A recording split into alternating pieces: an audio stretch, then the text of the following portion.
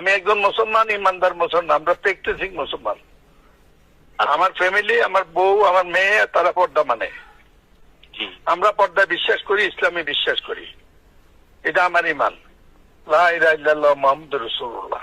আমি বলেছি ওনাদেরকে চিনা, এত ভালো বলেন কিন্তু ওনাদেরকে চিনা যায় না, যায় না, চিনা যায় না। ওনাদের চিনতে হবে কোনো কথা আছে নাকি? ওনার যায় না, আমি বলছি চিনা যায় না। এটা কি আপনি মস্কারা অর্থে বলছিলেন কিনা, মানে আমার একটু এটা জানা। মস্কারা অর্থই তো, নাইলে এটা তো ওনাদেরকে এনে বলবো কেন?